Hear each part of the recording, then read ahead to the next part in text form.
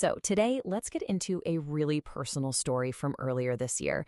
It's a cautionary tale for sure about a financial scam, but it's about so much more than that. It's really about what gets lost when your trust is completely shattered and how much more than money is actually on the line. And this quote, wow, it just gets right to the heart of it, doesn't it? It's not about a simple transaction. It's about a loss that feels deeply personal. This is that feeling that goes way beyond the bank statements and right into the real human cost of a scam. Every story like this starts with a promise. For the person in our story, that promise showed up in early 2024, right on social media. It came in the form of someone named Ghazala Din, and it all began, like it so often does, with just a little glimmer of hope for a better future. Now, the appeal here wasn't some aggressive, in-your-face sales pitch. No, it was way smarter than that. It was all built around this carefully crafted online personality.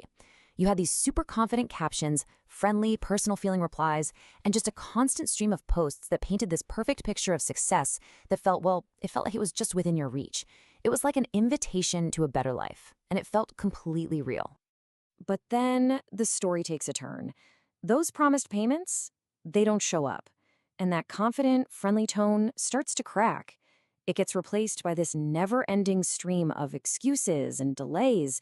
And this is the exact moment when that hope starts to curdle into real anxiety. So the cycle of excuses kicks off with reassurances just like this one.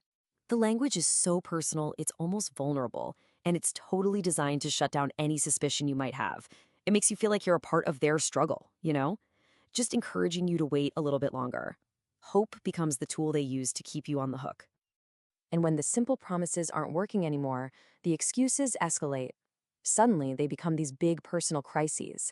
It's not about business delays anymore, it's about health emergencies. This tactic completely shifts the dynamic.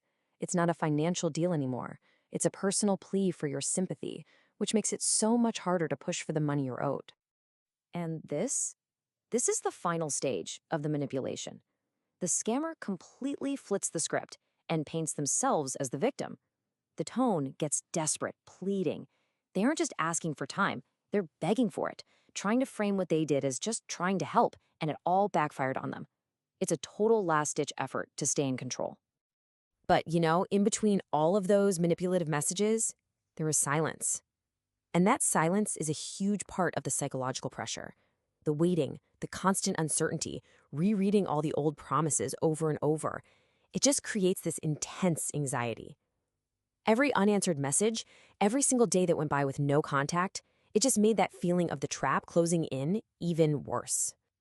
So eventually, that whole cycle of hope and then despair just became too much to handle. The victim decided it was time to get a definite answer from an official source, the UK's Financial Conduct Authority, the FCA. This was the moment to finally find out the objective truth. And this is the question that just haunts you in a situation like this, isn't it? Was I foolish or was I robbed? Getting an answer is about so much more than the money. It's about finally understanding what in the world really happened to you. And here's the answer. The FCA's response was cold, blunt, and official. And those words, hallmarks and characteristics of a scam, they just landed like a final verdict. It might not have been a court conviction, but it was a crystal clear confirmation of the victim's absolute worst fears. So what does this unauthorized verdict actually mean in the real world? Well, it means the person they trusted, Ghazala Din, had no record on the official register. And this is so critical. It means there is no safety net. None. No compensation scheme to try and get your losses back, and no ombudsman service to appeal to.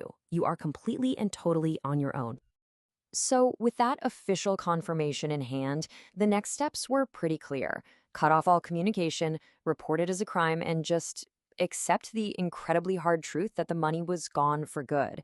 But the real aftermath, the real damage, went so much deeper than a bank account. And this right here really gets to the core of the true damage.